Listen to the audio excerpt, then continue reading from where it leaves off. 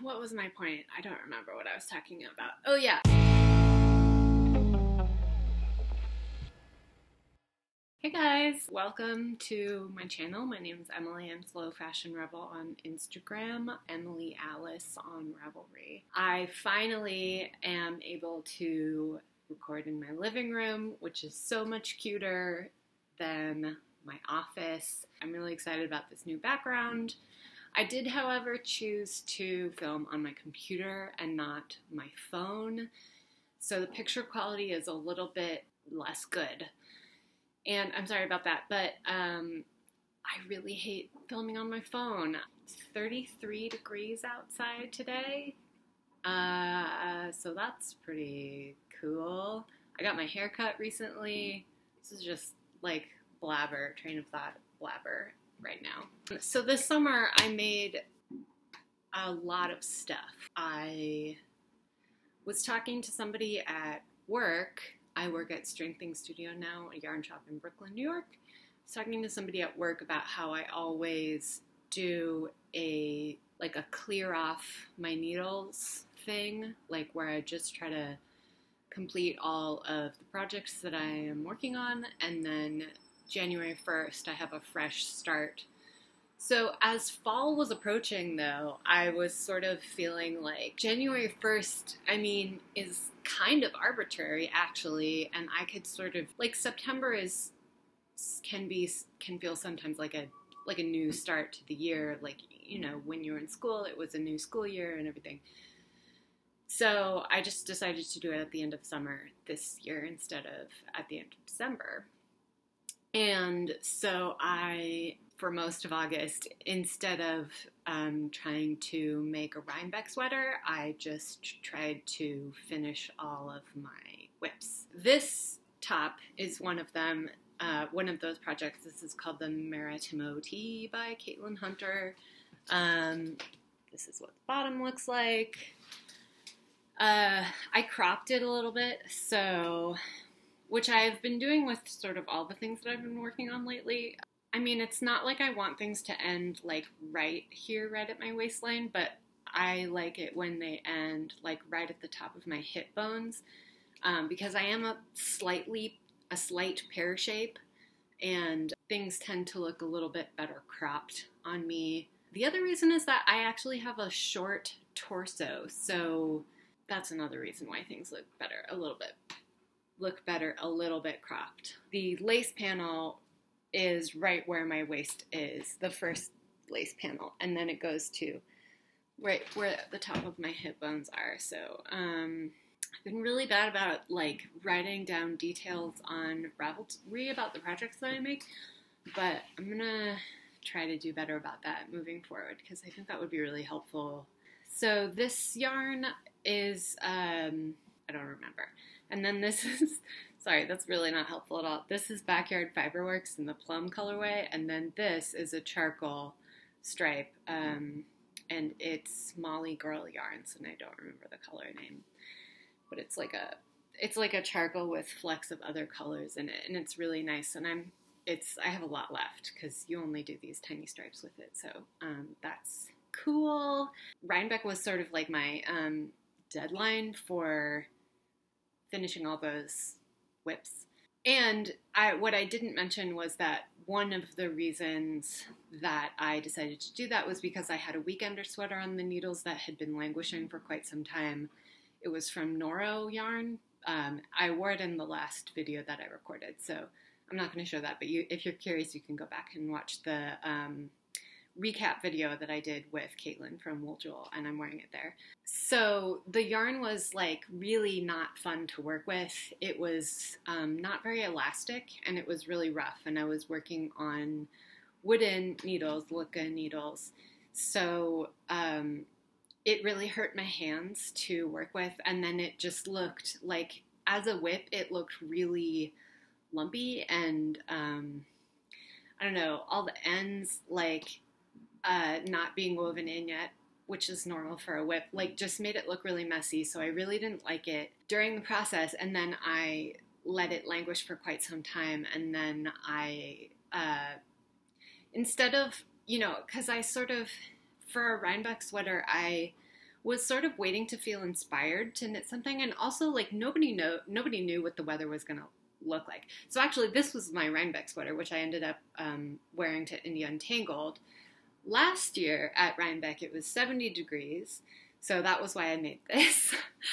And this year at Rhinebeck, it was like 50-ish, you know, on one day, and then like 30-ish the next day. So, so I was making this for Rhinebeck, and then as like a backup, a warmer sweater, I decided to finish the Weekender. So because instead of like investing financially and time-wise in a whole new project, it made more sense to me to finish something that was already on the needles. And I was like right in the middle of a school term, so I just didn't have time to start and finish an entirely new sweater.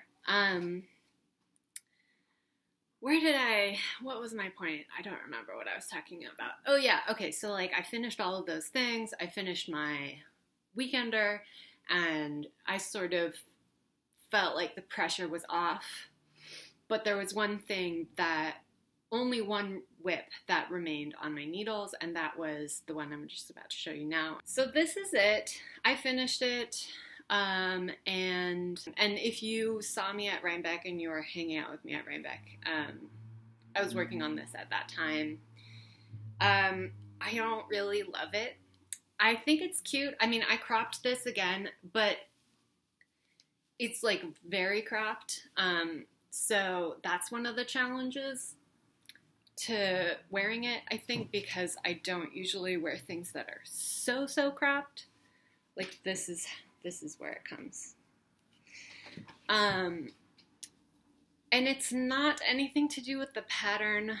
I don't love the color, and I'm obviously a pink wearer, but this pink is a little bit too juvenile.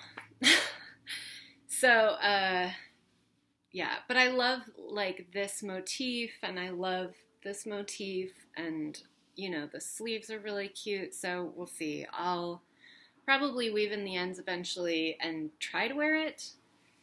One of the things that I've realized recently about myself is that I feel like I go through a phase of really not liking most stuff that I am working on in the middle of it, which was the situation that happened with the Weekender. But then I have to finish it. I mean, that's not to say that I don't have unfinished projects. Like, you know, I'm not like a really rigid must finish everything, but for some reason with knitting, like, I kind of feel like it's part of my creative process that I really actually just have to go through the entire process and finish everything in order to even figure out whether or not it has been a success. Because with the Weekender, that was the situation. I really didn't like it, and then it was done, and now I totally love it. So it's really wearable.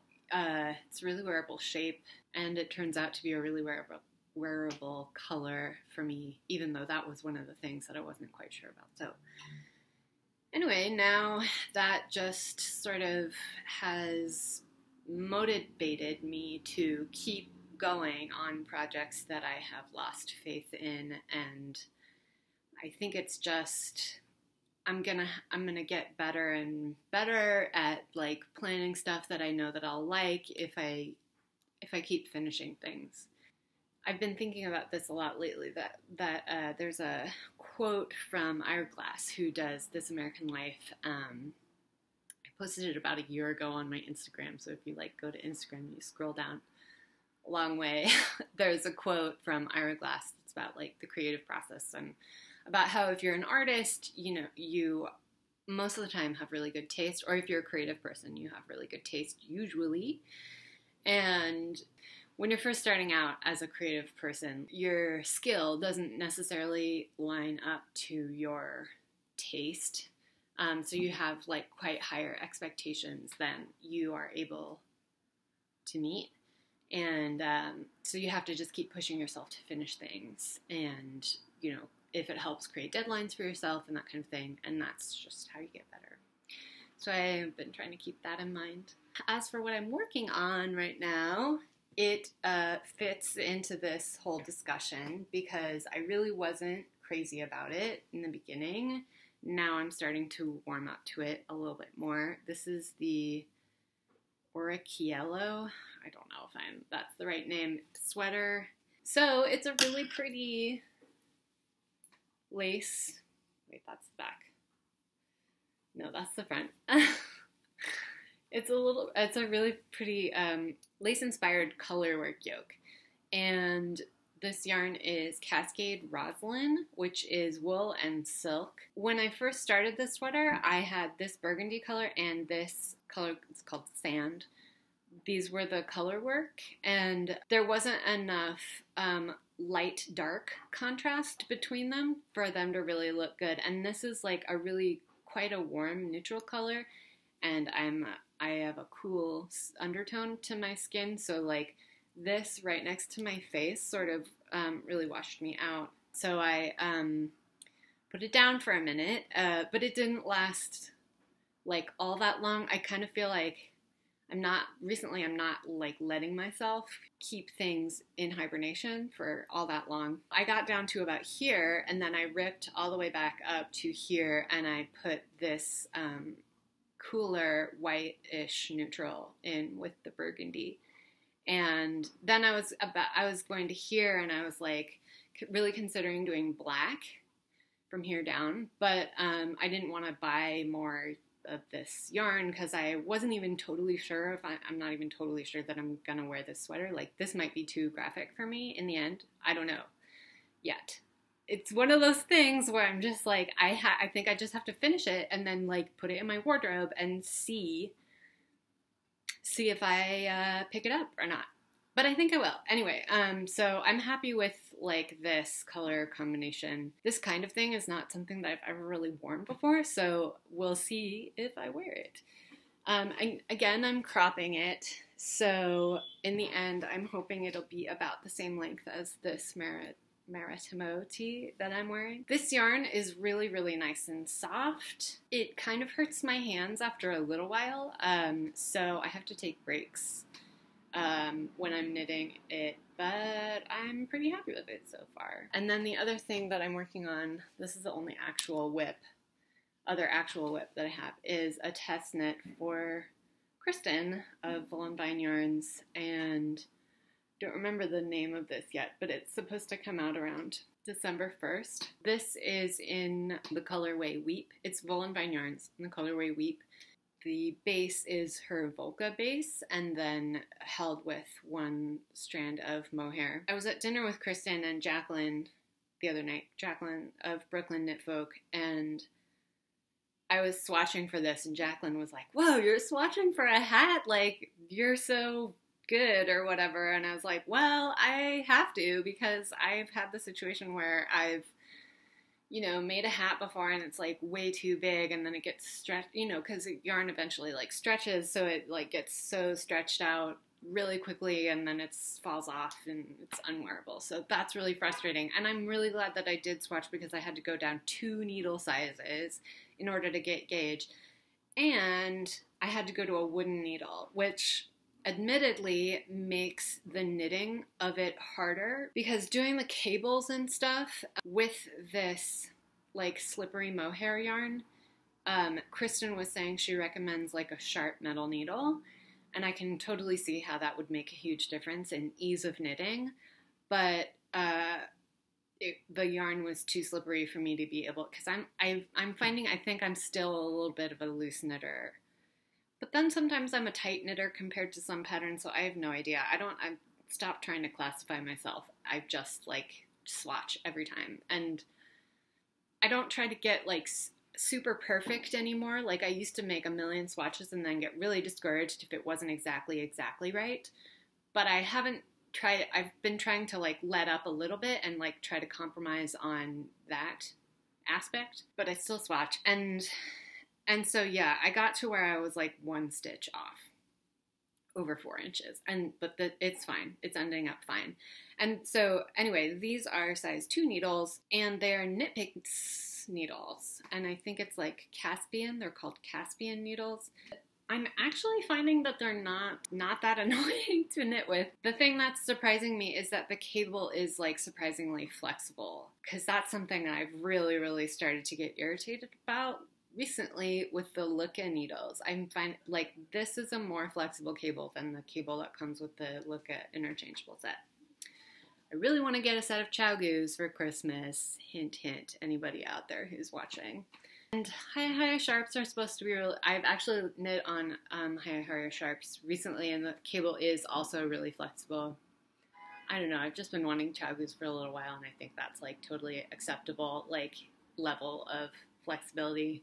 But if I got Hi Sharps, I wouldn't be complaining about that either. And that's all the whips that I have right now. I've sort of been in like a starting and finishing like thing. And it's not that I'm monogamous, because, you know, I'm doing more than one thing right now, but I have a system for starting and finishing that has really been working out for me lately. Basically, I have like 2 or 3 things on the needles at one time. But then if I'm feeling like bored, you know, I let myself, and I'm always dreaming up new projects. So if I'm feeling bored, I let myself swatch for like the next 2 or 3 things. And that's my like secret cheater way of like getting started on another thing without getting started on another thing and like having so many things on the needles that it's really stressful and overwhelming. So I like swatch a couple of times, and then I go back to my whips and I finish those, and by the time that I'm finished, I'm like ready to, I've got my gauge worked out on the next project, so it doesn't like take forever. That step doesn't take forever, and I'm not like dreading swatching and trying to get gauge. So that's been really working out for me. Speaking of which, the things that I'm swatching for are the Rhapsody in Cables by Joji Locatelli. I've got 2 Joji projects planned, and I've already swatched for this, and I actually started, but I only have a few rows so far. But in my mind, that's like a stage that's completed. Like I've cast on, and that's a stage, and then I can like go back and finish my whips, and then I'll like continue. The danger with that is forgetting like, you know, where I'm at in the pattern and like what needle size and stuff. So I don't want to do that with too many things. That pattern is the Arbor Vitae, which was in the new Pom Pom.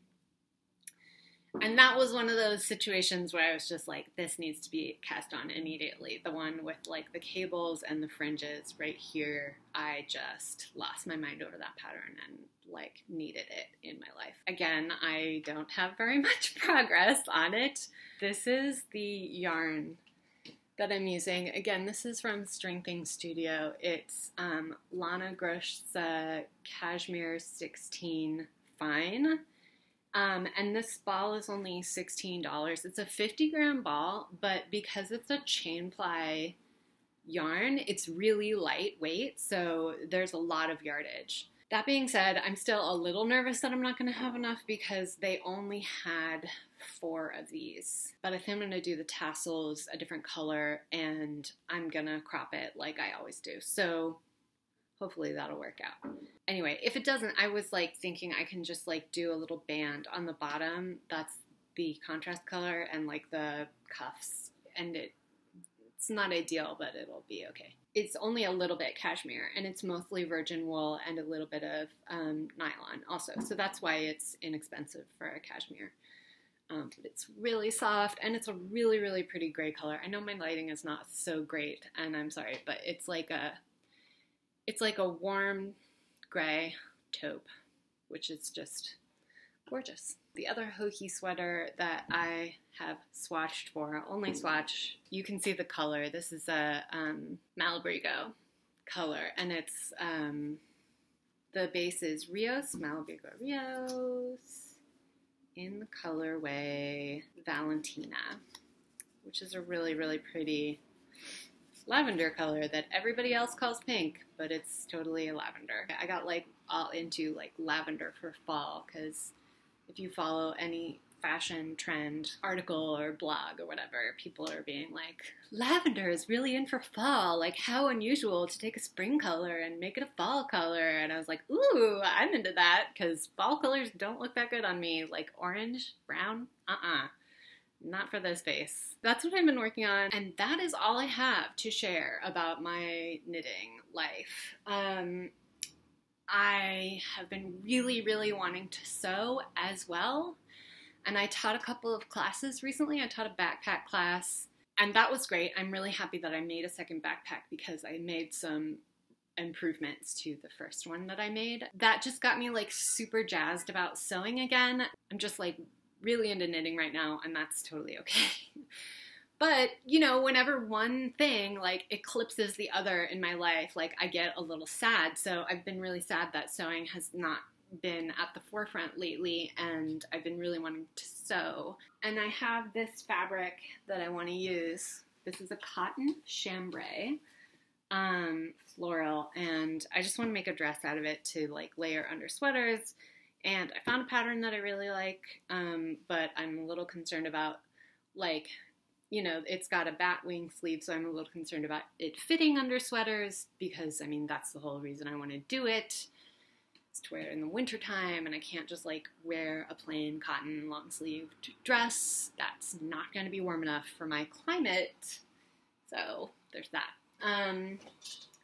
But anyway, whenever I get, like, a few hours off, I just want to, like, make a dent in all of my knitting plans, because I have a lot of freaking knitting plans. I just want to get some things crossed off the list. I wanted to address really quickly my absence from YouTube. I just want to express appreciation for the people who have returned, and for the people who are still here and still interested and still subscribing. It means so much to me. There were a couple of reasons that I took a hiatus, and it was an unannounced hiatus, and for that, I am sorry. I have ADHD. It's really hard for me to talk about, because a lot of people don't really accept that it's a real thing. And so for a really long time, I didn't accept that it was a real thing. One of the people that I listened to this podcast called By the Book, which is a hilarious comedy podcast where they sort of live by self-help books and actually like mostly tear them apart, but also, you know, can sometimes take some beneficial words of wisdom from them. One of the hosts like was in her 30s, like recently diagnosed as having ADHD, and she's talked about like taking medication for the first time ever and how it like really helped her. That really struck a chord with me. I've been unmedicated since 2008, so for 10 years. I was diagnosed when I was 14 years old. I was medicated all through high school and college. And in college, I had a boyfriend who told me he liked my personality better when I was not on medication. And I listened, unfortunately, to people who told me that they didn't think that I had it because I'm not hyperactive, you know, but there are different kinds of ADHD. And I also, like, for all my understanding of it at the time, because I really did do, like, significant research when I was in high school, I thought that I felt like I had grown out of it, and I didn't realize, like, some of the things that I regularly struggle with are ADHD related. I could go into, like, the symptoms of it, but I'm not going to.